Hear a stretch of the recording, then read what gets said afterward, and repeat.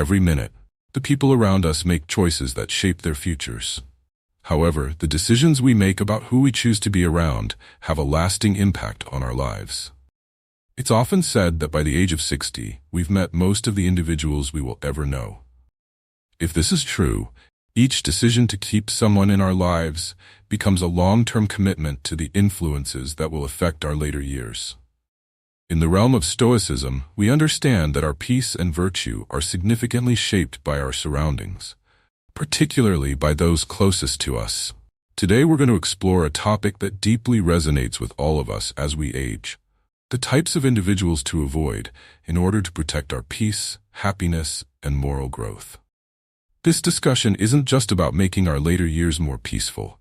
It's about developing a life philosophy that helps us enjoy our future with wisdom and clarity. Let's delve into how to make informed choices about our social circles, guided by the enduring principles of Stoicism.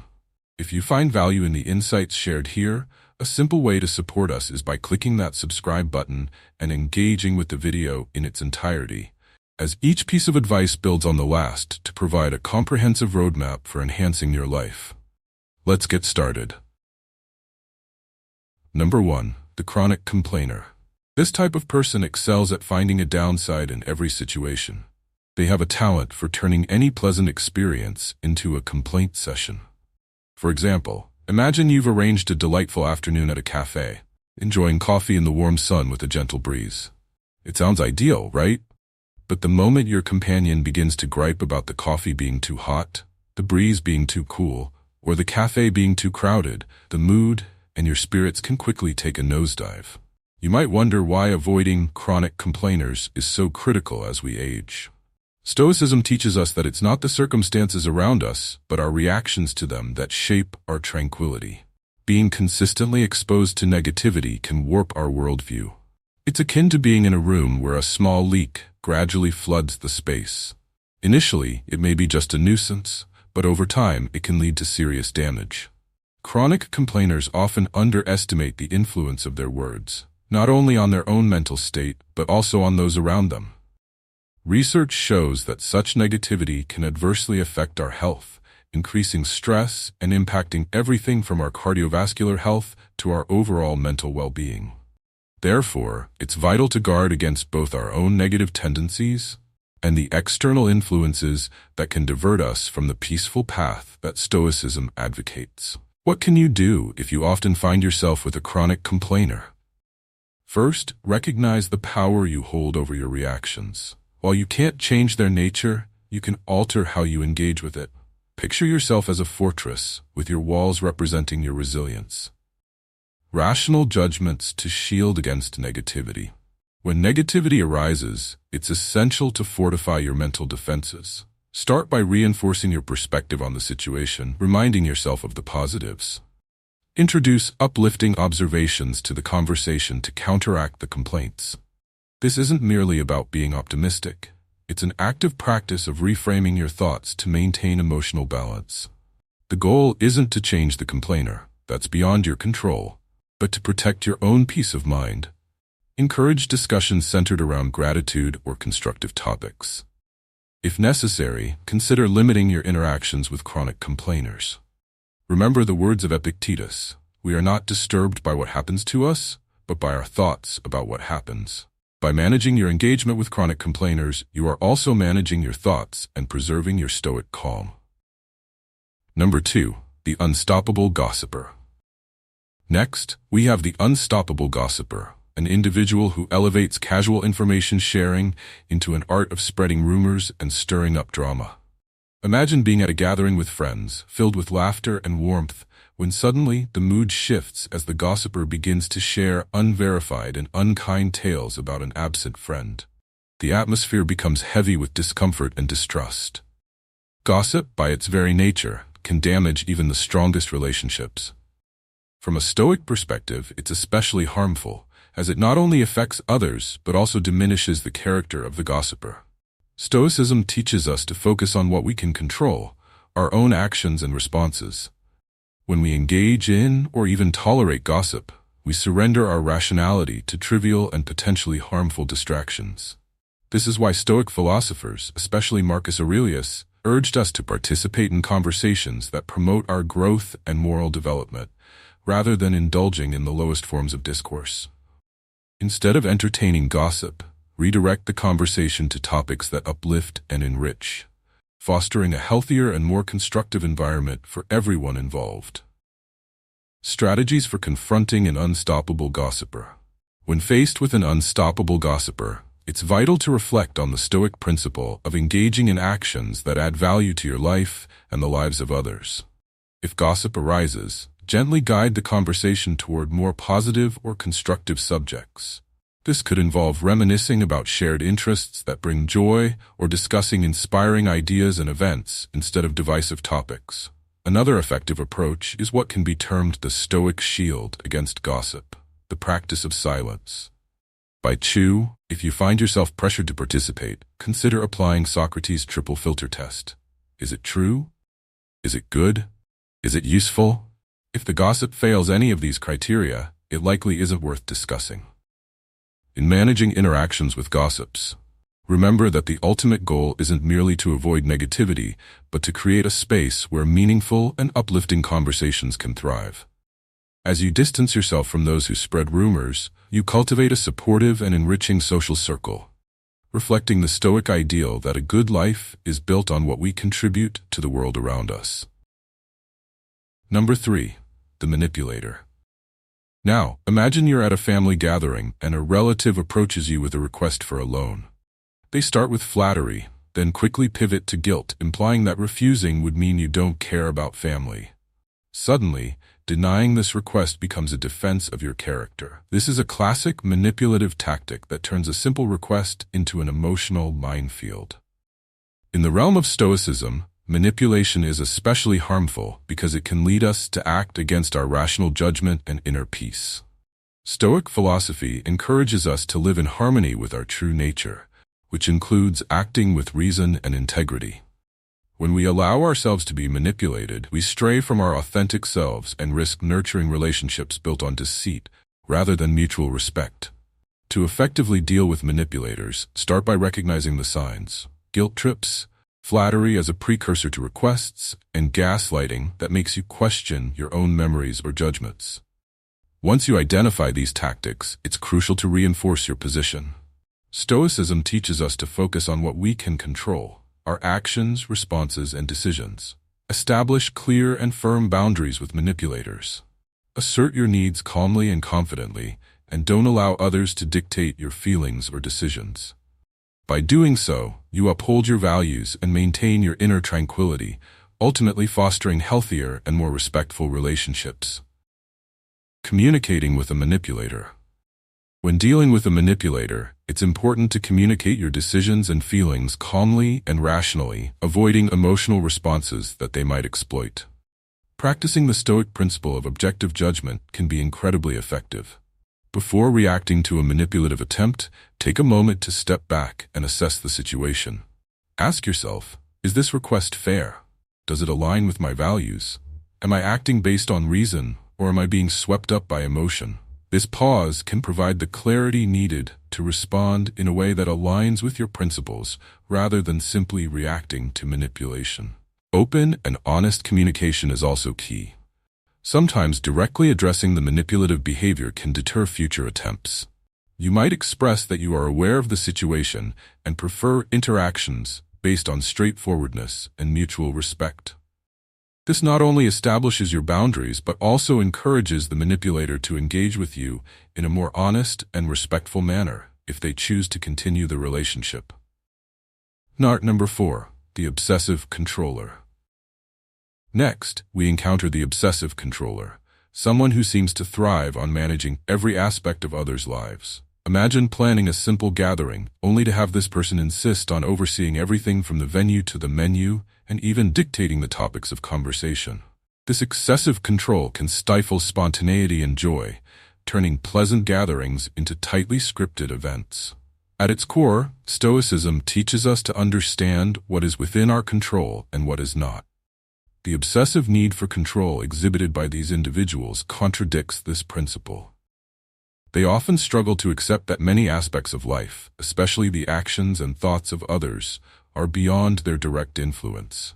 This resistance to the natural flow of life can create tension and discomfort for those around them, as well as lead to their own internal turmoil and unhappiness.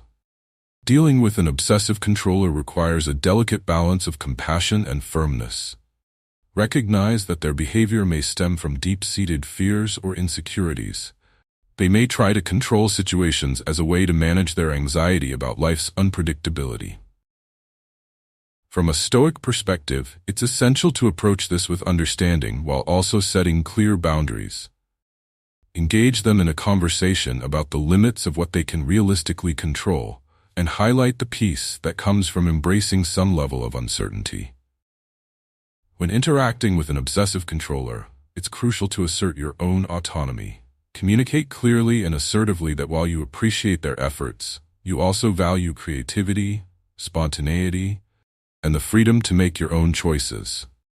Setting specific boundaries regarding what is acceptable and what is not can help maintain a healthy dynamic in your interactions. Interacting with an obsessive controller. Establishing clear boundaries in your interactions with an obsessive controller not only protects your own well-being, but also provides them with guidelines that can help reduce their anxiety by defining what they can expect in your relationship. Encouraging them to engage in Stoic exercises, such as reflecting on what truly lies within their control, can be beneficial. Prompt them to focus on controlling their responses and attitudes rather than external circumstances, which may alleviate some of their compulsion to overmanage. While dealing with an obsessive controller can be challenging, remember that through thoughtful dialogue, firm boundary setting, and a touch of Stoic wisdom, you can maintain a healthy relationship while helping them appreciate the peace and beauty that comes from letting go a little. Number 5. The Attention Hoarder. Next is the Attention Hoarder, an individual who, regardless of the context, consistently redirects all conversations back to themselves. Picture being at a gathering where everyone is excited to share their news and stories, but there's that one person who continuously steers the dialogue back to their own experiences, overshadowing others. This behavior can dampen the spirit of communal sharing and leave others feeling unheard and undervalued. From a Stoic perspective, the Attention Hoarder disrupts the balance of social interactions, which should ideally be based on mutual respect and active listening. Stoicism teaches us the importance of valuing each individual's perspective and the significance of listening as much as speaking. As Marcus Aurelius wisely noted, we have 2 ears and 1 mouth for a reason, to listen twice as much as we speak. This principle stands in stark contrast to the Attention Hoarder's tendency to dominate conversations. Effectively handling an Attention Hoarder involves practicing Stoic virtues like patience and temperance. It's essential to manage these interactions with empathy, while also being strategically assertive. When the Attention Hoarder begins to dominate, gently steer the conversation back to others. You can do this by interjecting with questions directed at other group members, inviting them to share their thoughts and stories. This not only curtails the hoarder's monopolization of the conversation, but also enriches the experience for everyone involved. Moreover, it can be helpful to have direct communication about the dynamics of conversation. If necessary, kindly express that while you appreciate their enthusiasm, it's important for everyone to have the opportunity to share. By fostering an environment where listening is valued alongside speaking, you can help restore balance and ensure that all voices are heard. Communicating with an Attention Hoarder. Sometimes it may be necessary to express, in a respectful manner, that while you appreciate their stories, the group also values the experiences and contributions of everyone present. This can be framed positively by emphasizing the desire to hear from all members, fostering a more inclusive and engaging discussion. Encouraging the Attention Hoarder to reflect on their behavior can also be beneficial. Stoicism advocates for self-awareness and examining one's actions and their impact on others. You might ask them how they feel when others share their stories, highlighting the importance of reciprocity in social exchanges. Number 6. The self-interested opportunist. Next, we encounter the self-interested opportunist, someone who appears only during your successes or when it benefits them, but is conspicuously absent during challenging times. Picture a scenario where you're celebrating a personal achievement with friends. The opportunist is lively and engaging, showering you with congratulations. However, when you later need help moving or support during a tough time, they suddenly become unavailable, their earlier enthusiasm replaced by silence. In the Stoic framework, this behavior is problematic because it undermines the essence of genuine friendship, which is built on mutual respect, support, and sincerity, qualities the opportunist often lacks. Stoicism teaches the value of self-sufficiency and the importance of nurturing relationships that are enriching and based on true virtue. As Seneca, the Stoic philosopher, noted, a gift consists not in what is done or given, but in the intention of the giver. Thus, a relationship based on self-interest lacks the genuine goodwill essential for meaningful human connections. To manage relationships with self-interested opportunists, start by recognizing their patterns. Observing their behavior over time will reveal the conditional nature of their friendship. Once you've identified this, applying Stoic principles can help you navigate these relationships more effectively. One approach is to cultivate indifference toward their presence during your good times and their absence during your struggles. By developing emotional independence, you minimize their impact on your life and well-being. Additionally, direct communication about your observations and feelings can be crucial. Setting clear boundaries with the opportunist by articulating your expectations for a friendship can sometimes influence a change in their behavior. However, remember that while you can express your needs and feelings, you cannot control their actions, only your own responses to them. This understanding allows you to maintain your peace and integrity, regardless of their choices. Navigating relationships with self-interested opportunists. As Epicurus famously stated, some things are within our control, while others are not. Focus on cultivating relationships with people who show consistent support and genuine interest in your well-being. Use your experiences with opportunists as a Stoic exercise in discernment, learning to distinguish between those who are genuinely committed to mutual growth and those who are there for their own benefit. This discernment enables you to invest more deeply in relationships that are truly reciprocal and aligned with your values. While the self-interested opportunist can indeed be frustrating, applying Stoic wisdom to understand and navigate these dynamics can transform them into opportunities for personal growth and relational insight. By concentrating on building a circle of sincere and supportive friends, you not only safeguard your emotional health, but also foster a community that reflects the Stoic values of virtue and mutual respect. Number 7. The secretly envious. The secretly envious individual may seem supportive and cheerful during your moments of success, yet beneath the surface there may be simmering resentment or jealousy. Imagine sharing news of a promotion or a significant personal achievement. This person might smile, offer congratulations, and even toast to your success. However, their compliments might carry a subtle hint of sarcasm, or they may quickly shift the topic to divert attention from your accomplishments. Stoicism provides a valuable perspective on envy, teaching us that true contentment comes from within and is not reliant on external circumstances or comparisons.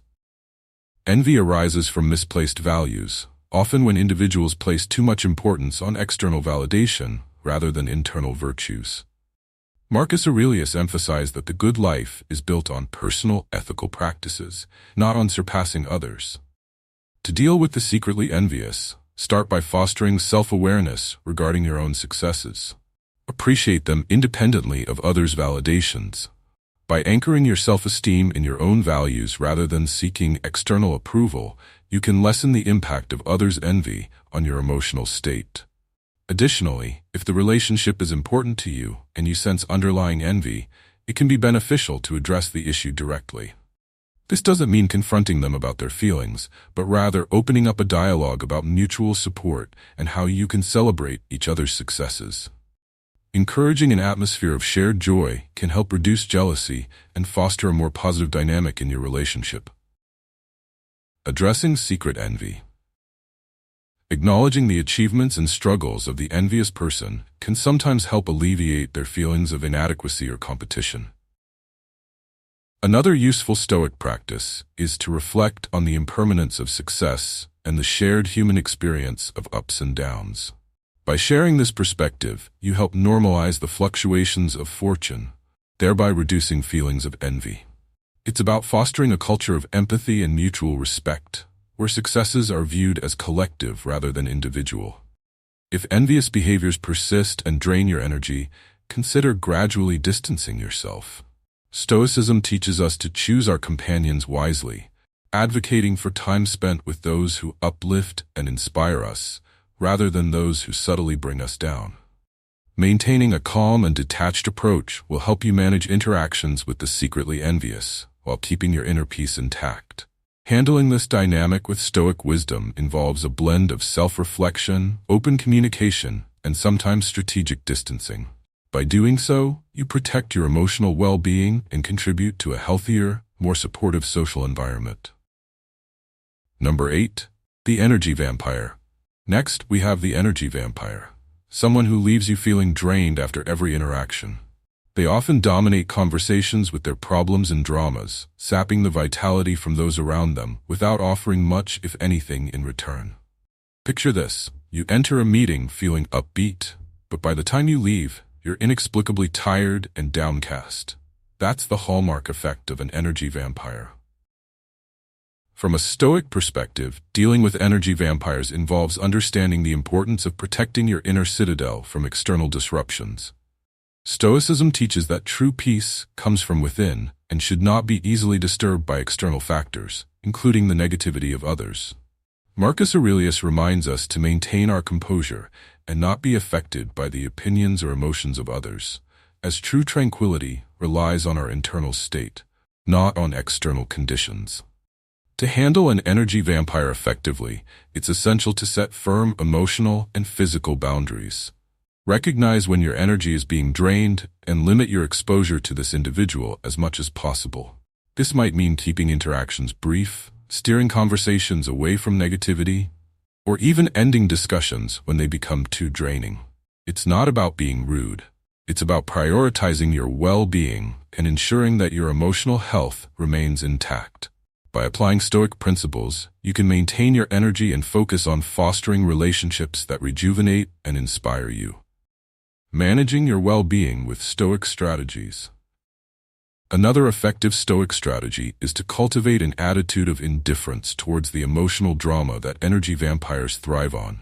By practicing non-reactivity, you can safeguard your inner peace. This involves viewing their behavior as an external event that you can choose not to let affect your emotional state. Imagine their words and actions as a storm outside, one that can't penetrate the shelter of your Stoic mindset. Engaging in reflective exercises can also strengthen your inner resilience. Regular mindfulness or meditation practices enhance your ability to stay centered and calm amid emotional turmoil. This not only helps when dealing with energy vampires, but also boosts your overall emotional intelligence and stability.